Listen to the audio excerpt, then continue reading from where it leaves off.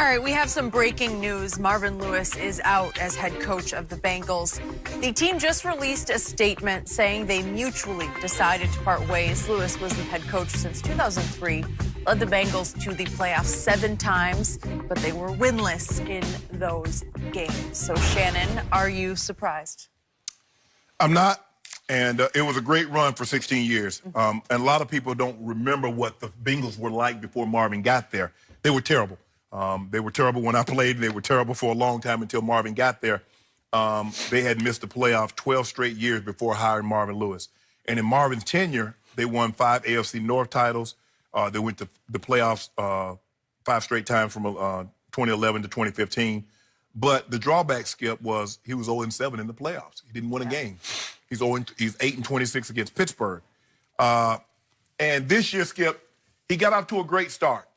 And then 18 players somehow ended up being on IR. Yep. Tyler Eifert, tight end, Pro Bowl tight end. Adrian Green, who went healthy as a top 5 receiver, and Andy Dalton. So I don't really know what they were expecting. Yep. But at some point in time, you can't keep resting on what you've done. Yep. Yes, he went to the playoffs. Yes, he won those AFC North titles. But what have you done for me lately? Yep. And I think this was a good move. I mean, Cincinnati needs to go on. Marvin needs to find a new home. But as I said before the break, Skip, this is literally Black Monday because you look at Marvin, Todd Bowles, Steve Wilkes, and Vance Joseph all lost their jobs. And Hugh before that. And Hugh. Yep. And the thing for me, Skip, I think these guys deserve. Vance, you had 2 years, obviously. Todd Bowles didn't get it done, I think, in 3 or 4 years. Marvin had 16 years. But Steve Wilkes is what I don't understand. After 1 year, you saw enough in 1 year. I don't pretend to know that situation, but I was shocked that he got only 1 year. Yeah, that had to go real bad, real fast. And considering that, guy in Detroit doesn't show up late meetings, and he had a team, he inherited a team that was 9-7. Yeah, but he's a chip off the old Belichick block. But anyway, right? Yeah, I guess. So, I also was not surprised by this, but I was sad because of it. I've told you before, I like Marvin a lot. I like him a lot, too. I know him very well. I know you do. I believe in him as a man, and I believe in him as a football coach. I also believe he's probably a little better coordinator of a defense than he is a head coach, but he was still a very good head coach. The problem, as you point out, after a lot of success, a whole lot of success, because they did make the playoffs 7 times, they just couldn't break through and win one of those playoff games. But in 2016, he went 6-9-1, and then 2017, he went 7-9, and this year he went 6-10, and you can't sell that to those Cincinnati fans any longer. Yet, do I think at age 60 he's got another run in him? I just do. Yes. Because, again, he is known to, this may be Mike Brown's philosophy also, they did take chances on some lower character football players who bit them. You know, they didn't. Yeah, Vontez. But Marvin would be the first to tell you, as you well know, those Ravens teams, they had some borderline characters on those teams. Yeah.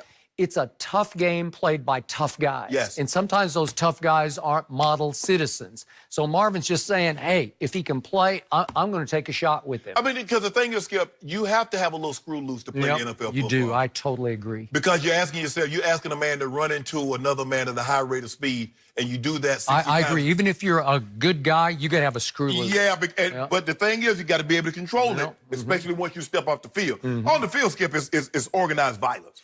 I get to do anything, and I can dress it up as a football play, Skip. And people often ask me, they say, Shannon, what is it like to play NFL football? I said, I tell you what you do. I want you to go get your top coat, and I want you to go to Lowe's or Home Depot, and I want you to buy a hard hat. And I want you to line up 10 yards from your garage, and I want you to run into it as hard as you can 60 times on a Sunday. And then I want you to do it because you might have a Thursday game, and do it another 60 times that Thursday. And let me know how you feel after 3 weeks. So imagine doing that, Skip, 16 times a season. So that's over, 800, 900 hits. So now to your point about Black Monday. This is disturbing to me. No more Bowles, no more Wilkes, no more Vance Johnson. Again, he got a shot in Denver. I don't think you can defend that. No. Okay. No. Marvin, Hugh. And there have been reports that Hugh has a chance to replace Marvin in Cincinnati, right? So that would be back to one, at least, black head coach. Right. Candidates out there, still Jim Caldwell, who was really good at what he did. I don't even know how he got fired from the job he was at. I don't either. David Shaw is obviously a college coach, but he's a really good college coach who deserves a shot in the NFL if he so desires. I don't know that he really wants to leave Stanford.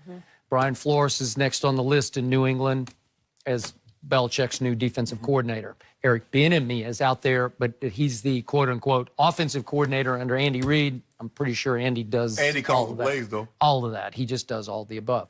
I love Chris Richard. He's doing a wonderful job with the Dallas Cowboy defense. Just watching his body language, he has head coach body language to me, right? Yes. So he's got a chance to be elevated into one of these jobs. And again, could Hugh be the head coach in Cincinnati or elsewhere? Sure, he could. Is Adam Gase out? I think Adam Gase is out. He's going to be out. So there are going to be some openings. But it's just hard. And you know how it is. Look, black coaches don't get recycled like the other guys. That's all I'm saying. Not as much. It's not impossible to get recycled. Yeah, every once in a while. Because Hugh, he got an opportunity to resurface. But a lot of people thought he was unceremoniously released. I think he went 8-8 in his 1 year at Oakland. Yep. But and he took the shot on Carson Palmer. Yeah. They went out and got him and whatever. And that didn't work out for him there. Yeah. But I just hope some of these guys get an opportunity and people look. The first time is always tough, Skip, especially when you're coming in. Marvin came in with a little bit more credentials because he's like, look, I was the mastermind behind arguably the greatest defense ever, and we won a Super Bowl. So he does come in with some cachet. But when you coming in fresh like a Vance or a Steve Wilkes or a Todd Bowles, what are you hanging your resume on? Todd Bowles is another guy I believe in. He's a good man, and I think he's a really good football coach. Whether he's more coordinator than head coach, I don't know, but he can really coach football. But can you ask me this, Skip? Yeah. How many of Coach Belichick's assistants are going to get jobs before they realize, you know what? It's a good question. We're not getting Bill Belichick, and he doesn't get to bring Tom Brady with him. He does not. Because all these guys, teams are beating down the doors trying to get these guys. Yep. And the only one who's had any success at all is Bill O'Brien, but Deshaun fell out of heaven in his lap and saved him. Saved him. He didn't even see it coming. No. He wouldn't start him from game one. Tom Savage. Well, it's an easy segue, bringing up Brady, bringing up Belichick, because we're curious if the rest of the AFC should be scared of Brady.